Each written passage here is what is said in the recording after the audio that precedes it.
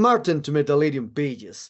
It's a great pleasure to talk with you about this ending, this new album, Crown in Blood, and more things relating to the metal world in general.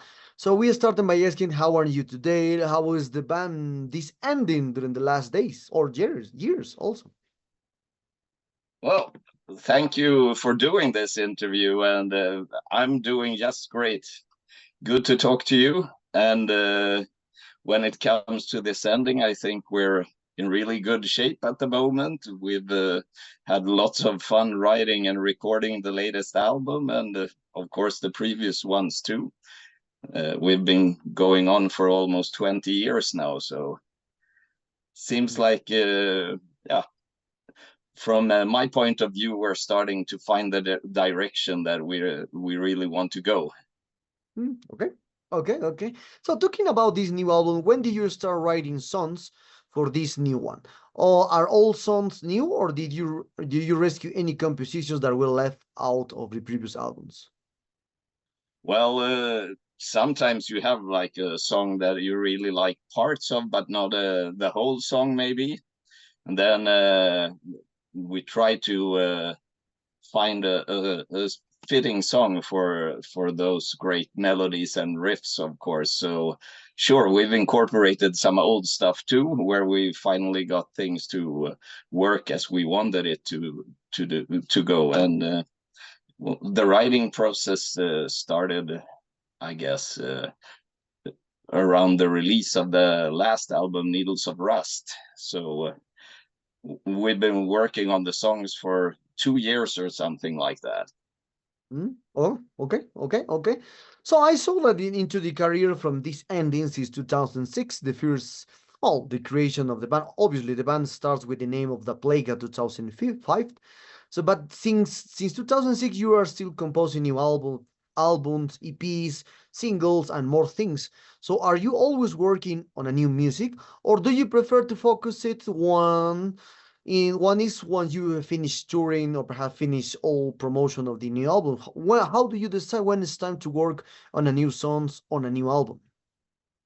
Well, it's usually when the new album has been released, and we've been doing some of the promotion stuff you've been talking about, that we usually get going seriously with writing new music. But there's always music writing going on, but the main composition usually starts when the album has been released, and a few months after that. But yeah, we're always working on new ideas, and there's constantly new riffs coming up. Okay. So many bands and musicians see each album as a child, each one special in its own way. So it's a bit of cliche to say that each new releases is a band's best. But do you consider these 4 albums your best work to date? Yeah, I would say that this new album is, at least when it comes to my own taste of music, the best we've done so far. But I guess that might also depend on that this was the album where I've got the the most things to I got more things to tell the guys about, that I wanted to change and make it so it would fit better with the vocals. Okay. So lyrically, what lyric and conceptually about this new album? What themes do you explore on this new album? Where does the inspiration come from, and why do you choose the name from Crown in Blood? Well, we can start with the title "Crowned in Blood." That refers to guys like Putin, Xi Jinping, and so on, that let other people bleed for their own ideas and their own goals. So the main theme of the album is how certain, you might call them dictators, let the regular guy do the hard part, and they just tell them what to do, and if they suffer for it, they wouldn't care so much anyway. Okay. And into this aspect, how do you choose the name of your album? And also, it's a random to convey the cover art, the lyrics, the music. So how you encompass the concept of the entire album, where you need to talk about the melodic metal in the middle, the cover art, that's very one amazing one also, and the name of the album. How will you gather all concepts in one? Well, first we do all the songs, we do all the lyrics, and we listen to it and how things end up when we start working in the studio.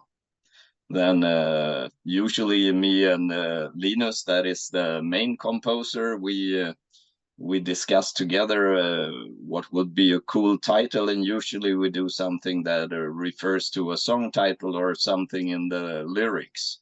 And this time we thought that Crowned in Blood was a really good title that held the essence of all the lyrics. And Mm. after that, we start our collaboration with Björn at Illustrations. He's an awesome guy and artist. You probably know him from Nightingales. He sang there in the 90s. Yeah. Okay, yeah, yeah. Yeah, and then he sends us some concept ideas, and we discuss it from there, how we want it to look, and he's helping us to create like this ending universe where we try to have references to the previous covers and so on. So it's if you're really a fan and have looked closely at the covers, you will see references there from Garden of Death until Crowned in Blood. Okay. So talking about this Drowned in Blood, how do you feel the reception of your fans to this new album has been so far? What have the reviews been like? Do you usually read reviews or criticisms that are uploaded online, and how do you take it? Well, overall, the reviews I've seen have been good. Some of them really, really good, and of course some that weren't that good. But I think the worst I've seen was around 3 out of 5 or something like that, and I'm fine with that. No one can like the same thing as yourself. I mean, if everyone would do it, it would be something wrong. So for me, it's fine if someone doesn't like the album, but when it comes to the fans, and lots of the fans I've been talking to, they agree that this is probably the best work so far that we've done. So it seems like it's really working. And what has surprised me most is that there have been some songs that we didn't expect would be like top songs when you look at streams and so on. But that's only cool that the fans find other songs than we had expected the best ones. Hmm. Okay, okay. Talking about the promotion of this new Crown in Blood, what kind of plans do you have for this album, or in general for the band? Will you embark perhaps on more tours in Europe or US, or who knows? You are preparing the first steps here in Latin America promoting this new album. Who knows? Perhaps you will release more videos, or perhaps you are ready or working on a continuous for the Crown in Blood, an EP or new album. Who knows? Yeah, right now the plan is to at least do shows here in Europe. So we have 2 festival gigs coming up now at the end of summer, and we also have another show planned here in Sweden this year, and then next year we'll go on a smaller European tour, and then we'll see what happens. Of course, we would like to go everywhere and play if it would be possible, but it all comes down to the bookers and who wants to do shows with us. But we're usually available, and we really enjoy going out playing live. So the more we can play live, the better. Okay, okay. Well, talking about other kind of topics, and especially for this history of this ending, you start your career releasing the first 2 albums with Metal Blade Records. Then Garden of Death and this Chronicle Blood were released by Apostasy Records, and just Needles of Rust was released by Black Lion Records. So for you, how was your experience to work with these 3 labels? Since Metal Blade Records in the first 2, then Apostasy, and the last, the Black Lion Records. Yeah, I think working with Metal Blade is, of course, every metal band's dream. I would say they're a great label, and they can really help and push for you. But we were in the process of writing our third album, and it took some time because of some internal issues in the band, and they had to downsize their roster, so to speak. So then we were left without a label, and when we had recorded Garden of Death, Apostasy Records showed interest for releasing the album, and think it's always great when you have someone who's a fan of the band and the music that wants to help you to release it. So I think Apostasy Records, they are doing a really good job anyway. And with Black Lion, it was during Corona times, and was some issues getting everything in order at the same time. So we had you could call it a pretty split up release. First came the CD, then a few months later comes the cassette, and then half a year after that comes the vinyl. So it was a bit chaotic. And then when we recorded Crown in Blood, there were a few more labels interested, and Apostasy was one of them. And from the experience and the commitment that he showed to the band, was an easy choice for us to take Apostasy Records. And Okay. so it was good to go back to them. Okay, interesting. So now, obviously, a lot of people talk about this ending was a continuation for a Connors Quintet, well, a great band from the 90s into the melodic metal scene in Swedish. So, but now I remember that the band split up in 1999, Aquanor's Quintet, and then you decide to create this band with a lot of members from the Aquanor's Quintet. This ended, but now the Aquanor's Quintet return. There is an active band presenting some stuff. I don't know if you will record a new album. Who knows? Depends on the time. So, what kind of plans do you have for a Canaris Quintet at this moment? Will you release a new album, or perhaps the third album, talking about the continuation for the only pure hate? Yeah, I mean, the re-recording of the Only Pure Hate, that was mainly because the production didn't come out as we had hoped for it with that one. So if you listen to the re-recording, you can hear lots of the stuff that wasn't really in the production, but things we had recorded. So we kind of felt it necessary to do this. But the plans right now is to play live now and then. And if the guys come up with some really great songs, we might record something new, but there's nothing set in stone there. So it's more of a fun thing for us to do, since we're all old friends, and it makes a lot of fun to do those shows too. Okay. And all the tale, like, according to a Connors Quintet. So right now, well, I have the renew as you can see, there's a lot of re-releases of the first two albums, because a lot of people wants to see or want to have the releases on their own way. So, what is your opinion about these re-releases of all the first two albums of the Connors Quintet? Do you think there is a good or is a bad that this album re-releases in the past, or just business, for perhaps is your point of view? I think for me, it's only an honor that people wants to hear the music and own the music, because I'm a big metal fan on my own, and I always buy a lot of albums and so on. So I find it only a good thing, because I mean, metal music is in my blood, and it's nothing that we earn money from, but it's still fun that people still appreciate stuff that is nearly 30 years old by now. I mean, it's an honor that people still think what we did back then still is good stuff.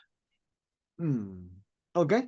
Okay. On the other hand, I imagine you must also mention sometimes that your sound in this ending is reminiscent of certain bands, and perhaps in some critics or some reviews say that is belongs to a Connor's quintet sound. So perhaps it inspired you the sound in general. So, but have you ever told that you sound like a certain band when you really don't?